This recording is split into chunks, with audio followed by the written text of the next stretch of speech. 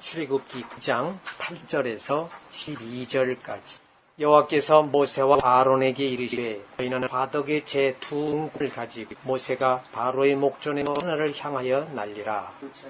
애굽 땅 온 땅에 끝이되어 온 땅에서 중심에부터 성공하십니다. 그들이 화덕의 재를 가지고 바로 앞에 서서 모세가 하늘을 향하여 날리니 사람과 짐승에게 악성 조응기가 생기고 그것으로 악성 종교로 말미암아 고사를 쓰지 못하니 악성 종교로 되고 모든 것이었다. 그러나 여호와께서 바로의 마음을 완악하게 하셨으므로 그들의 말을 듣지 아니하였으니 여호와께서 모세에게 말씀하신 것 같더라. 아멘.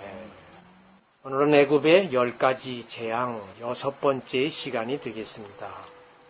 성령의 사람이나 또는 성령 받은 사람의 특징이라고 한다면 항상 계명을 생활에 옮겨서 실천하는 데 힘을 쓴다고 하겠습니다. 그리고 그들은 계명이 생활로 옮겨지지 못했을 때면 즉시 그것을 깨닫고 회개하여서 같은 일이 또 반복되지 않도록 실행에 옮기려고 합니다. 그래서 그 당시에 실천하지 못했던 순간이 또다시 올 때에는 그 순간을 얼른 포착해서 당시에 실행하지 못했던 것을 만회하고자 곧바로 실천에 옮기게 됩니다. 그래서 이와 같이 계명을 생활에 옮긴 사람을 선한 사람이라고 합니다. 그리고 이렇게 계명에 의해서 자신을 항상 점검하는 사람을 내적인 것이 열려진 사람이라고 합니다. 그래서 이렇게 열려진 사람에게는 천사가 다가와서 하늘에 지혜를 심어주기도 합니다.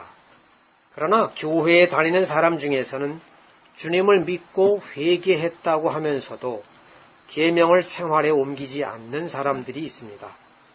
이렇게 계명을 생활에 옮기지 않는 사람들에게는 과거에 실천하지 못했던 똑같은 환경과 조건이 주어진다고 해도 역시 옛날 그대로 돌아가서 그 전에 했던 것처럼 여전히 행동을 합니다. 이와 같은 것은 선하지 못한 것이고 또 주님을 믿는다고 말할 수 없는 것입니다. 그래서 이러한 상태의 사람에게는 내적인 것이 닫히게 되고 오히려 외적인 것이 열려지게 되는데 이렇게 됨으로써 그들은 세상을 향해서만 계속적으로 나아가게 됩니다. 이렇게 되면 천국의 빛을 받을 수가 없게 되기 때문에 따라서 아무리 천국을 가고자 마음을 먹는다 해도 그 마음은 마음뿐인 것이지 결코 천국에는 갈 수가 없게 됩니다. 그리고 특히 이렇게 내적인 것이 닫힌 상태에서는 그 어떤 값진 말씀이 다가온다 하여도 그 말씀은 한낱 자연적인 소리로 들려오거나 글자로만 보일 뿐입니다. 그것이 그를 변화시켜주지 못하게 된다는 말씀입니다. 그래서 그 값진 말씀은 자연적으로 소멸되어지고 맙니다. 그런데 이와 같이 내면이 열리는 것과 열리지 못하는 것의 근본적인 것은 어디에 있을까요? 그것은 바로 계명을 지키느냐 아니면 지키지 않느냐에 달려 있습니다. 사람이 하나님을 사랑하게 되면 나의 모든 것을 걸고서라도 반드시 그분의 계명을 따라 지키게 되어 있습니다. 그것이 사랑하는 것이지요. 우리가 사람이 사랑할 때도 그렇지요. 처녀 총각이 사랑할 때에도 나의 모든 것을 다 걸고 사랑하게 되어 있는 것입니다. 그래서 평소에도 상대방만 생각하게 되는 것이고 잠잘 때에도 생각하게 되는 것이고 모든 일에서도 그 상대방을 놓치지를 않게 됩니다. 그것이 사랑하는 것이지요. 우리가 그래서 하나님을 사랑한다면 반드시 그분의 말씀인 가장 핵심적인 계명을 따라서 살고자 모든 힘을 다 기울인다는 말씀입니다. 따라서 이웃도 사랑하지 않을 수 없게 되는 것이고 당연히 하나님을 사랑하게 되는 것이고 그래서 하나님과 이웃을 사랑하게 된다면 반드시 악과 거짓을 버리게 되어 있는 것이고 따라서 그것으로 인해서 선과 진리로 살게 되어 있는 것입니다. 그래서 하나님은 이렇게 계명을 지켜서 악과 거짓을 버린 선한 사람에 한해서만 내면을 열어주시게 되어 있는 것입니다. 그래서 이렇게 내면이 열린 사람은 더욱더 선과 진리 안에서 한층 더 아름답게 삶을 살게 되는 것입니다.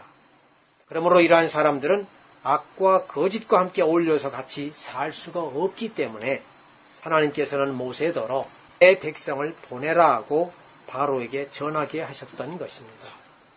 왜냐하면 이렇게 사는 사람이야말로 제대로 하나님 앞에서 제사를 드릴 수 있는 사람들이기 때문입니다. 그리고 또한 이렇게 분리되어지는 상태로 모든 것이 천계가 움직여 있는 그곳이 바로 천국인 것입니다.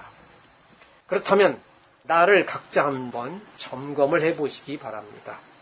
과연 나라고 하는 사람은 계명을 지키는 사람인지 아니면 지키려고 애쓰기는 하는데 마음만 지키려고 할 뿐이지 실제로는 지키지 못하는 사람인지, 그리고 천국을 향해 내면이 열려있는 상태인지 아니면 세상을 향해 외면이 열려 있어서 세상을 부러워하며 따라가는 상태인지 말입니다.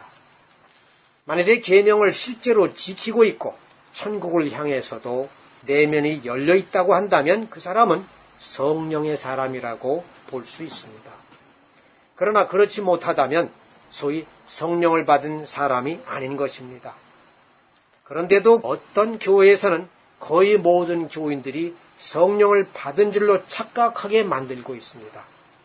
주님께서는 니고데모에게 사람이 물과 성령으로 나지 아니하면 하나님의 나라에 들어갈 수 없느니라고 말씀하셨기 때문에 물이 상징하는 바 진리의 말씀과 또 성령이 상징하는 바 주님의 계명으로 다시 태어나야만 구원을 받을 수 있다는 말씀입니다. 그러므로 계명은 매우 중요한 것입니다. 그런데 제가 왜 물과 성령이라고 할 때에 성령을 계명으로 말씀드렸느냐 하면은 성령은 곧 주님과 주님의 말씀을 뜻하고 그 중에서도 주님의 두 계명인 하나님 사랑과 이웃 사랑이 모든 율법과 예언서의 골자이자 성경 말씀 전체의 핵심이기 때문입니다. 더군다나 이 두 계명은 곧 십계명과 같은 것으로서 이 계명 안에 성경이 모든 것이 다 들어있고 우리를 구하시고자 하는 하나님의 모든 것들도 다 들어있습니다. 그래서 우리에게 구원과 생명의 근본이 되기 때문입니다. 따라서 구원을 얻기 위해 성령을 받고자 한다면 반드시 계명을 지켜야만 하는 것입니다. 요즘에는 사람만 약은 것이 아니라 교회도 약아 빠져서 천국에 가는 것도 자기 멋대로 편하고 쉽게 간다고 이야기를 합니다.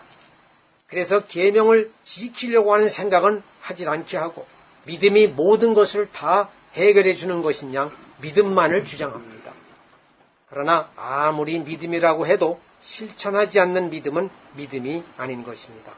더군다나 얼마나 더 약아 빠졌는지 이제는 구원의 확신만 있으면 다 구원을 받는다는 주장까지 합니다. 그거는 누차 제가 말씀드린 바 있습니다. 그러나 구원이라고 하는 것은 자기 생각과 자기 쇠뇌와 자기 최면 효과로 구원을 받는 것이 아닙니다. 구원은 어디까지나 계명을 지키는 자에게 주실 하나님의 권한인 것입니다.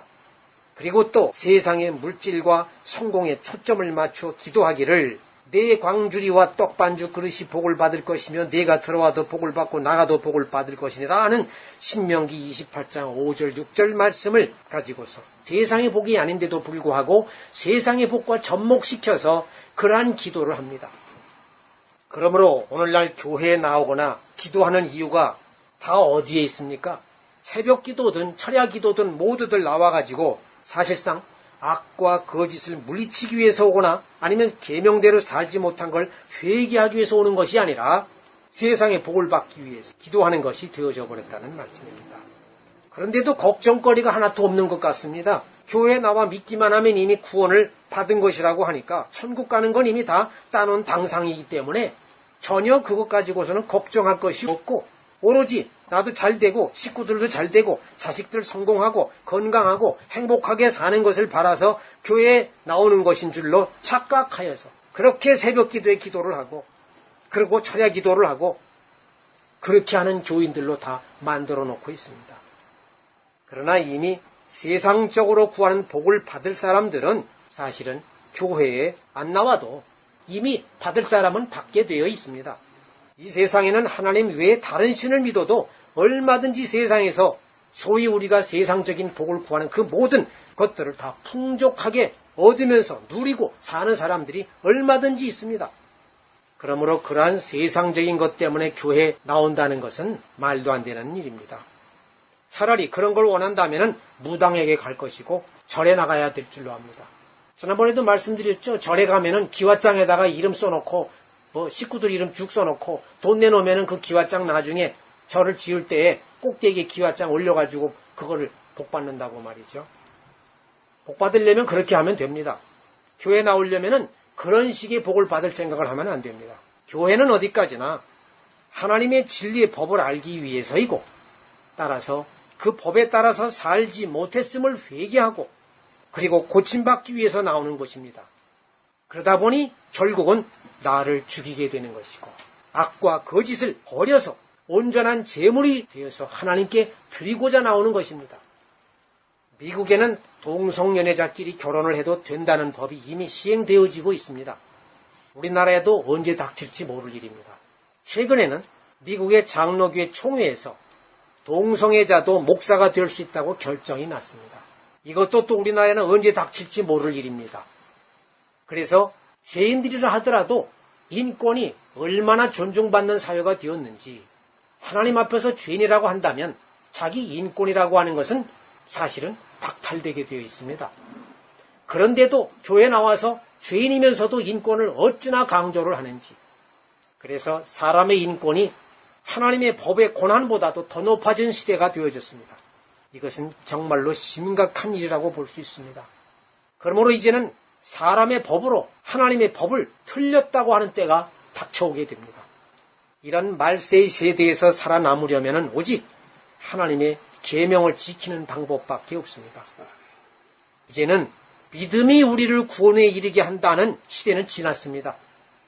왜냐하면 사람이 워낙 야가 빠지고 악해져서 그 믿음을 위화시키고 그 믿음을 무능한 믿음으로 만들어버렸기 때문입니다. 그러므로 이러한 악한 세대에게 철퇴를 가하는 방법은 오직 계명밖에 없습니다. 그래서 만일에 계명조차도 나중에 무너지게 되면 그것은 교회도 망하는 것이 되고 사람의 영혼도 죽게 되는 것이고 따라서 하나님도 사라지게 될 것입니다. 그때가 되면 홍수로 사람이 멸망을 받은 것처럼 지진과 연병과 기근으로 멸망을 당하게 될 것입니다. 그렇다고 지진과 연병과 기근을 지구상에 있는 어떤 자연현상과 물리적인 현상으로 보아서는 안 됩니다. 이미 물리적인 자연현상들은 옛날부터 이미 있어 왔습니다.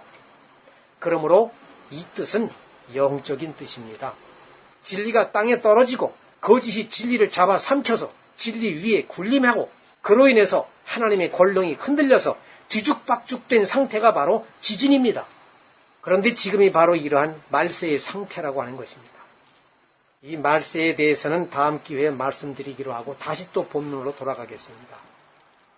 우리가 본문에서 다루고 있는 내용 중에서 애굽은 오늘날의 교회를 상징한다고 이미 말씀을 드린 바 있습니다.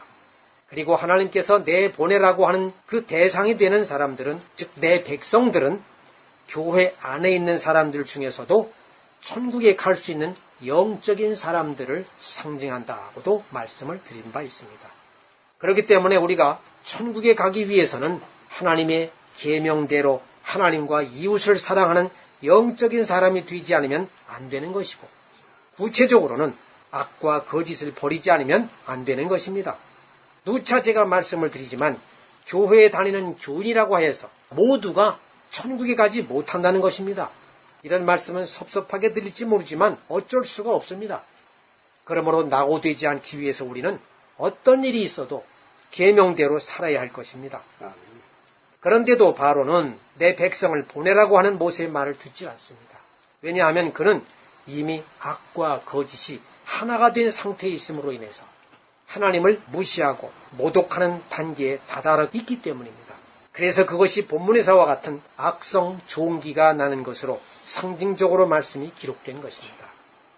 그래서 6번째 재앙인 악성 종기가 상징하는 뜻은 온갖 악한 것들에서 비롯된 더러운 것들을 상징합니다.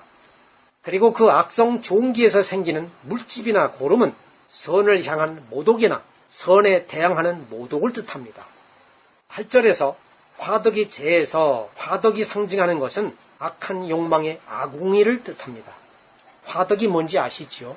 불을 지피는 풀무. 풀무 또는 숯불을 이렇게 겨울철에 이렇게 올려두는 그 화로 이런 것이라고도 볼 수가 있겠습니다만은, 그 다음에는 재가 상징하는 것은 악한 욕망의 아궁이로부터 나온 거짓을 의미합니다. 그것이 악한 욕망에서 나온 찌꺼기들로 그득 차 있는데 그 찌꺼기들이 전체로 퍼지게 되면 그것이 모든 악성 종기를 일으키는 원흉이 된다는 말씀입니다. 그런데 공동번역에서는 화덕의 재라고 번역되어 있지 않고 가마솥 밑에 붙은 그름이라고 번역되어져 있습니다. 따라서 이때 가마솥이 상징하는 것도 거의 같은 뜻이죠. 그래서 가마솥은 악한 욕망의 그릇을 뜻합니다. 불이 뜨겁게 이글이글 거리면서 데워주게 되면 그 솥에서도 마찬가지 부글부글 끓고 그 속에서 악한 욕망들로 들끓으면서 욕망을 채우기 위해서 엄청나게 열을 올리는 그러한 상태를 말한다고 볼 수가 있겠습니다. 그리고 가마솥 밑에 붙은 그름이라고 했을 때 그름이라고 하는 것도 역시 악한 욕망의 그릇으로부터 나온 거짓을 의미합니다. 그러므로 서로 번역은 다른 단어를 사용했다 할지라도 그것들이 상징하는 것은 모두 같이 이글거리고 부글부글 끓어오르는 온갖 탐욕에 속한 악한 욕망의 거짓들을 뜻한다 할 것입니다. 그런데 이러한 거짓에 속한 것들을 두 웅큼 집어가지고 바로가 보는 앞에서 하늘을 향해 날리라고 모세와 아론에게 말씀을 하십니다. 여기에서 바로의 목전에서라든가 바로가 보는 앞이라고 하는 것은 바로의 얼굴에 있는 두 눈으로 보게 하라는 것이 아닙니다. 성경에서 본다는 것은 깨닫는 것을 의미하고 영안이 열려지는 것을 의미합니다. 그러므로 바로의 목전에서라는 말씀은 바로가 영안이 열려져서 깨달을 수 있도록 하라는 그러한 말씀이고, 또 이렇게 깨닫게 되는 것이 바로의 힘에 의해서 깨닫게 되는 것이 아니라 하나님의 능력에 의해서 깨닫게 된다는 것을 뜻하는 것입니다. 왜 하나님의 능력에 의해서냐 하면은 두 웅큼이 상징하는 것이 손을 나타내고 있는 것이고 또 손이나 팔이 상징하는 바가 능력을 뜻하기 때문입니다. 그래서 두 웅큼을 쥐고 오라고 하는 것은 하나님의 능력으로 라는 뜻입니다. 성경에는 손이나 팔을 상징하여서 하나님의 능력으로 표현한 곳이 여러 군데에 나오는데 신명기 26장 8절에 의하면 여호와께서 강한 손과 편 팔과 큰 위엄과 이적과 기사로 우리를 애굽에서 인도하여 내시고 라고 해서 손과 팔을 하나님의 강하고 큰 위엄이라고 하고 있고, 또 시편 89편 13절에서는 주의 팔에 능력이 있사오며 주의 손은 강하고 주의 오른손은 높이 들리우셨나이다 라고 기록하고 있어서 역시 팔과 손을 하나님의 강한 능력으로 표현하고 있습니다. 그리고 이사야서 62장 8절의 앞부분에서도 여호와께서 그 오른손, 그 능력의 팔로 맹세하시되 라고 하고 있어서 손과 팔을 역시 하나님의 능력으로 표현하고 있고, 그 외에도 손과 팔이 능력으로 상징되어 기록되는 것이 많이 있는 것을 볼 수 있습니다. 그러므로 화덕의 재 두 웅큼을 가지고 모세가 바로의 목전에서 하늘을 향하여 날리라고 하신 것은 바로 왕으로 하여금 영안이 열리게 하여서 자신의 영적 상태가 악한 욕망의 거짓들로 무리든 상태라는 것을 깨닫도록 하나님의 능력으로 알려주시겠다는 말씀인 것입니다. 이 말씀은 모든 사람에게 해당이 되는 말씀입니다. 바로만 하나님의 능력으로 볼 수 있는 것이 아니라 우리가 내 자신을 발견하고 내 죄를 깨닫고 그로 인해서 회개를 할 수 있는 것 그 자체가 모두가 다 하나님의 능력에 의해서 이루어지는 것이라는 말씀입니다. 내 힘으로 되는 것이 아닙니다. 회개도 내가 한다고 내 힘으로 하는 것이 아닙니다. 하나님께서 그렇게 인도하셨기 때문에, 즉 하나님의 능력으로 우리가 회개가 되는 것이라는 말씀이고, 그 외에도 죄를 깨닫는 것 자체도 하나님의 능력으로 죄를 깨닫게 된다는 말씀입니다. 그래서 우리는 흔히 내 생각과 내가 가지고 있는 성경 지식과 믿음으로 신앙생활을 하는 줄로 착각을 하고 살아갑니다. 그러나 모든 선한 것들의 원동력은 오직 하나님으로부터 나오게 되어 있는 것입니다. 그러므로 우리가 지금 하나님을 믿는다는 것과 회개하여 선하게 살고자 한다는 것 모두가 하나님으로부터 나오는 선하신 능력에 의하여 가능한 것이라는 말씀입니다. 그러나 그와는 반대로 믿지도 않고 회개하지도 않고 선하게 살지도 않는다면 그것은 모두가 사람들로 인해서 나타나는 것들입니다. 그러므로 선과 진리에 속하는 것은 모두 하나님으로부터 나오는 것이지만 악과 거짓에 속한 것은 모두 사람 자신으로부터 나오게 된다는 말씀입니다. 그러므로 우리는 나의 나된 것을 자랑할 것이 아무것도 없습니다. 오직 하나님께만 감사를 드릴 뿐입니다. 여기서 참고적으로 또 말씀드릴 것은 모든 선에 속한 것은 하나님으로부터 나오게 되어 있지만 그런데도 그것이 마치 사람들 자신으로부터 선한 것이 나오는 것처럼 여기게 되어 있어서 사람들 스스로에 의해서 자유함으로 선을 수행하게 하신다는 그러한 말씀입니다. 이것이 사실은 오묘한 비밀인 것입니다. 만일에 이러한 흐름이 없다면 그리고 사람이 하는 모든 것들이 사람이 하는 것이 아니라 일일이 하나님의 의도대로 조종을 받으면서 수행되도록 그렇게 고착이 되어 있게 되면 사람에게는 자유함도 없고 기쁨도 없게 되어 있어서 그 완성된 것에 따른 희열이나 만족감도 없게 될 것입니다. 그도 그럴 것이 주인으로부터 완전히 조종을 받고 일하는 로봇과 같기 때문입니다. 그러므로 하나님은 사람들로 하여금 마음에서 우러나오는 자유함을 가지고 능동적으로 선한 일을 하게 하시는 것입니다. 물론 악한 것을 자유함 속에서 스스로 버려야 하는 것도 당연한 일입니다. 그래서 악한 것을 버릴 때에도 억지로 버려서는 안 됩니다. 그것도 자기 속에서 우러나와 악을 능동적으로 버려야 하는 것입니다.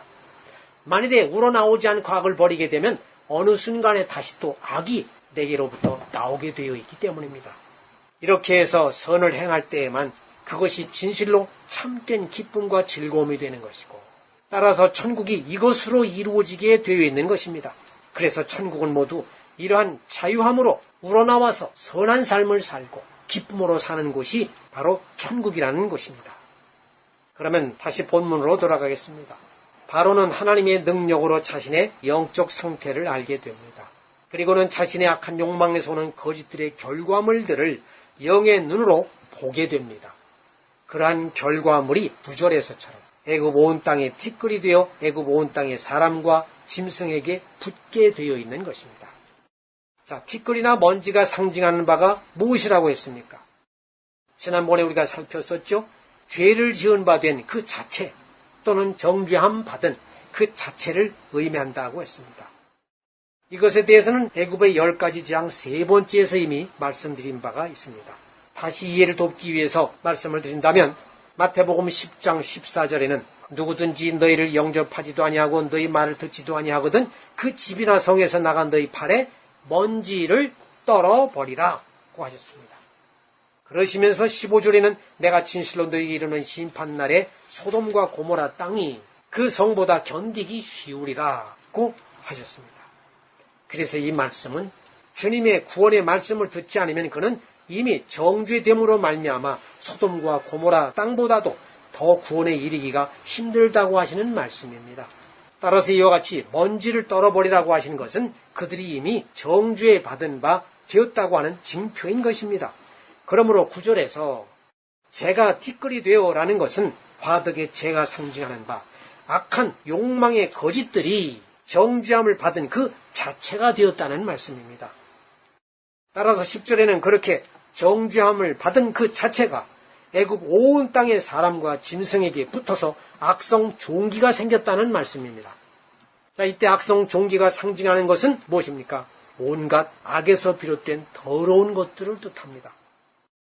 그리고 그 종기 안에 들어있는 물집이나 고름은 선을 향한 모독을 뜻합니다.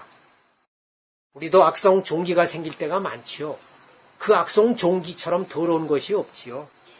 우리 몸은 항상 선을 위해서 살아가고 있습니다. 우리 몸속에 침투하는 모든 병균들을 없애기 위해서 우리 몸속에 피가 돌고 그 속에서 흰피털이 돌고 많은 병균들을 죽이면서 그러면서 내 몸을 유지하고자 애를 쓰고 있습니다. 그것이 바로 선한 일인 것입니다.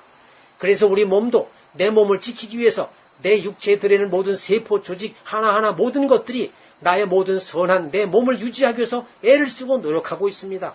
그런데 악성 종기가 나는 것은 무엇입니까? 그것이 바로 악에서 나온 거짓들인 것이고 더러운 것이라는 말씀입니다. 그래서 애굽 온 땅의 사람과 짐승에게 붙어서 악성 종기가 생겼다는 것은 온갖 악에서 비롯된 더러운 것들이 확연히 드러나게 되었다는 것이고, 결국에는 그것이 선을 모독하게 되었다는 것이고, 더 나아가서는 하나님을 모독하게 되었다는 것을 뜻합니다. 그런데 이렇게 선을 모독하는 일이 교회는 없을까요? 악성 종기가 난 교회는 없을까요? 그리고 나에게는 과연 없을까요? 이미 수많은 교회가 교인들을 선하지 못하게 만들고 있고 하나님을 모독하게 만들고 있습니다. 그래서 악성 종기로 인해서 끙끙 앓고 있는 교회가 허다합니다. 어째서 그렇다고 보느냐고요? 이것은 세상 사람들부터 벌써 말하는 것이 기독교를 개독교라고 부르는 그 자체가 바로 그것을 증명한 것이라고 볼 수 있는 것입니다. 이렇게 되면 기독교는 세상에서 따돌림을 받다가 한낱 직업인들이 조직한 이익단체로 전락한 후에는 망하게 되어 있습니다. 이미 교회의 목사나 신부들은 직업인이 되어졌습니다. 사명자라는 말은 옛날에 들어보았던 말로 이미 희미하게 사라지게 되었습니다.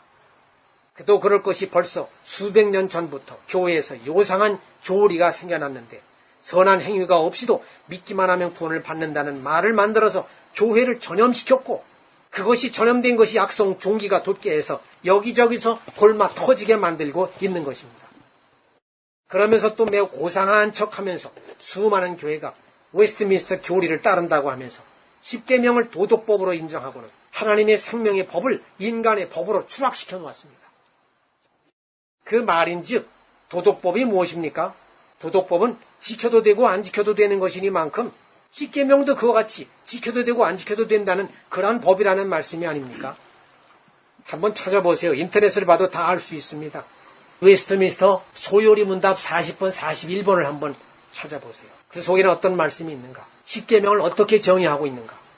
거기에 한술 더 떠서 구원의 확신만 있으면 구원을 받는다는 말을 만들어 놓고는 모두 그것에 얽매여서 자기 유리할 대로 아전인수격으로 그 말을 받아들여서 살게 하고 있으니 이런 것들이 하나님의 선을 모독하는 것들이라는 말씀입니다. 그래서 교회는 종기가 벌써 나 있습니다. 우리 영혼도 그 종기가 나 있습니다. 이러한 거짓된 주장들은 모두가 다 선을 업신여기는 주장들인 것이고 선을 행하지 않아도 구원을 받게 된다는 주장들인 것입니다. 그러므로 이러한 거짓말 때문에 온통 교회가 혼란에 빠지게 되었고 급기야는 교회가 세상 사람들로부터 거꾸로 판단을 받아야 하는 그러한 단체가 되어져 버렸습니다. 그러므로 이렇게 거짓된 교회는 인간 단체인 것이고 모임인 것이지 그것은 하나님의 교회가 절대로 아닙니다. 하나님은 이러한 교회를 원치 않으십니다. 그러므로 말세는 이미 교회에서 이미 시작이 되어졌습니다. 먼 훗날에 오는 말세가 아닙니다. 말세가 교회 밖에서 오는 말세가 아닙니다. 말세는 교회 안에서부터 오는 것입니다. 우리가 지난번에 있었던 세월 사건을 탓할 게 아니지요. 이미 말씀드린 바처럼 구원파를 탓할 게 못 됩니다. 구원파의 교리 중에는 이런 말이 있지 않습니까? 사람이 거듭난 후에는 완전한 의인이 되므로 그 후에 육으로 짓는 죄는 더 이상 죄가 아니다 라고 하는 말입니다. 그래서 저들은 이러한 말로 인해서 사람이 거듭나서 구원을 받게 되면 그 후에는 어떠한 것으로도 구원에는 영향을 미치지 않는다고 주장을 합니다. 그러면서 그들은 못된 짓을 해도 거리낌 없이 합니다. 그리고 못된 짓을 한 것에 대해서는 한푼의 죄의식도 가지지 않는 것이 바로 구원파들입니다. 그러므로 저들에게 있어서 선한 일에 대해서는 더 이상 생각해 볼 필요조차도 없는 것이죠. 이것을 보면은 교리라고 하는 것이 처럼 사람의 생명을 좌지우지하는 매우 중요한 것이라는 것을 알 수 있는 것입니다. 교리는 대단히 중요합니다. 그런데 소위 정통파라고 하는 교회의 교리는 어떻습니까? 바울의 말을 아전인수격으로 사람들에게 자신들에게 유리하게 적용을 해서 주장하기를 선한 행위가 없어도 믿기만 하면 구원을 받을 수 있다고 주장하지 않습니까? 그러면서 이 파나 저 파나 결과적으로 놓고 보면 사실은 같은 교리라고 저는 봅니다. 잘 생각해 보세요. 결국 두 파가 공통적으로 주장하는 것이 뭡니까? 선한 행위가 구원을 받는 데는 아무런 필요가 없다고 하는 것이 아닙니까? 그렇다면 서로 주장하는 말만 좀 살짝 다를 뿐이지 결론적으로는 같은 파라는 말씀입니다. 선한 행위가 필요 없고 악해도 구원을 받는다고 하니 말입니다. 그러므로 여기에서 소위 정통파라고 하면서 따르는 수많은 교인들이 불쌍하다는 말씀입니다. 어찌해서 선하지 않아도 천국에 갈 수 있다는 말입니까? 우리가 계명으로 내 죄를 발견할 수 있는 것이고 따라서 죄인임을 고백하게 되는 것이고 그 후에는 더 이상 죄를 짓지 않도록 회개하여서 새 사람이 될 수 있도록 하는 것, 바로 이것 자체가 계명인 것이고 계명대로 사는 것이 선한 것인데 그러한 선한 행위가 필요 없다고 하니 그렇다면 회개하지 않아도 된다는 것이 아닙니까? 그런데도 교회에서는 또 회개하라고 또 말을 해요. 이런 모순된 거짓말이 어디 있습니까? 다시 강조해서 말씀드리지만 천국은 회개한 자만이 갈 수 있는 곳입니다. 그러므로 회개하여 선하지 않으면 천국에 갈 수 없는 것입니다. 그리고 믿음이라는 것이 목표로 하는 것은 궁극적으로 무엇입니까? 믿음이 궁극적으로 목표로 하는 것은 선한 사람을 만드는 데에 있는 것입니다. 성경에 기록된 모든 말씀도 궁극적으로는 선한 사람을 만드는 데에 있습니다. 사람이 선하다면 구태여 2000년 전에 예수님께서 이 세상에 오실 필요가 없었습니다. 사람이 선했다면 에덴 동산에서 선악과를 따먹지도 않았습니다. 사람이 선했다면 돌판에 십계명을 하나님께서 직접 써서 내려보내지도 않았습니다. 오늘 본문에 있는 내용도 마찬가지로 애굽의 바로 왕이 선했다면 재앙을 당할 필요가 없는 것입니다. 그리고 온 인류가 선하다면 온 땅이 곧 에덴 동산인 것이고 천국인 것이고 또 교회인 것입니다. 그러므로 온통 세상의 모든 것과 만천하의 모든 것의 목표와 목적하는 것이 다 어디에 있습니까? 선한 것에 있는 것입니다. 심지어는 하나님을 모르는 사람이라 할지라도 사람은 선해야 한다는 것쯤은 다 알고 있습니다. 그런데도 구원은 선한 행실이 있지 않고 믿음에만 있다고 교회가 주장을 합니까? 이것이 과연 교회입니까? 하나님은 지극히 선하신 분입니다. 그러므로 하나님의 말씀을 따르는 사람이나 천국에 올라가고자 하는 사람들도 모두가 선해져야만 합니다. 성경의 말씀은 처음부터 마지막까지가 모두 사람이 죄를 회개하고 악에서 떠나서 선한 자가 되라는 말씀입니다. 따라서 성경 말씀에 따라서 지키는 자가 또한 그렇게 지켜서 선하게 되는 자가 주님을 믿는 자인 것이고 주님을 사랑하는 자인 것입니다. 그러므로 주님을 사랑하기 위해서는 또 구원을 얻기 위해서는 반드시 구원받는 방법의 핵심이 되는 계명을 지켜야 되는 것입니다. 그러므로 믿음으로 구원에 이르게 된다는 애매모호한 말보다는 저는 계명으로 구원에 이르게 된다는 말씀을 진정으로 저는 소리 높여서 전해드리는 것입니다. 아예 전해드린다기보다는 외칩니다. 믿음으로 구원에 이르게 된다는 말이 아니라 계명으로 구원에 이르게 된다는 말씀입니다. 왜냐하면 계명을 지킨다는 것은 당연히 하나님을 믿는다는 걸 전제로 하고 나아가는 것입니다. 하나님을 믿는 자이기 때문에 계명을 지키는 것이 아닙니까? 당연히죠.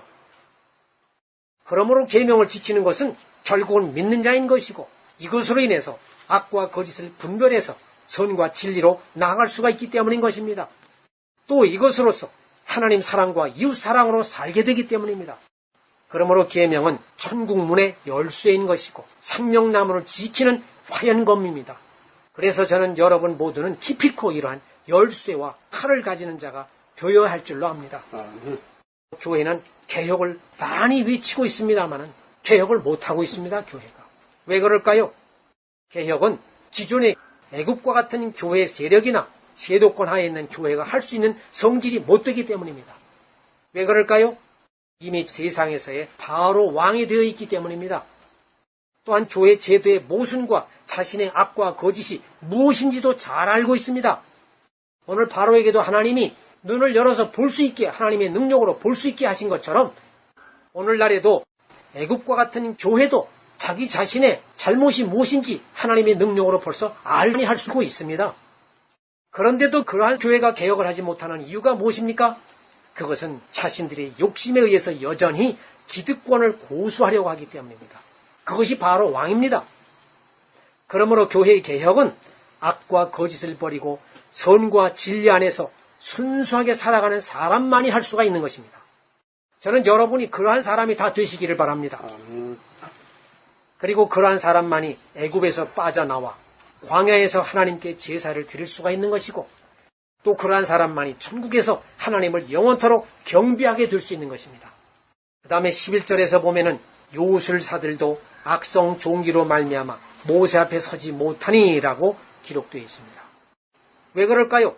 오늘날에도 이러한 요술사들은 애국과 같은 교회 내에 무수히 많이 있습니다. 자신의 욕심을 이루기 위해서 악과 거짓에 함께 놀아나고 바로 왕이라고 하는 것에 충성하면서 교회의 지위를 확보하고 유지하려는 자들이 무수히 많다는 말씀입니다. 그러므로 이들이 악과 거짓에 머리를 숙이고 있는 이상 저들에게도 악성 종기가 나서 모세 앞에 설 수 없게 된 것입니다.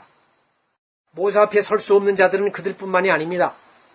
애굽의 모든 사람에게 악성 종기가 났다고 하였으니 바로 왕을 비롯해서 그의 신하들이나 요술사들이나 모든 백성들에까지도 당연히 다 악성 종기가 났으니 그러므로 모세 앞에 설 수가 없게 되어 있는 것입니다. 그렇다면 모세가 무엇이기에 그 앞에 설 수 없다는 말씀입니까? 모세는 십계명을 상징하기 때문입니다. 악과 거짓은 십계명 앞에는 감히 설 수가 없는 것입니다. 왜냐하면 십계명에서 바라는 빛이 사람의 심령 골수를 쪼개서 선에서 악을 분리시켜 없애고 진리에서 거짓을 구별해서 제거시키기 때문입니다.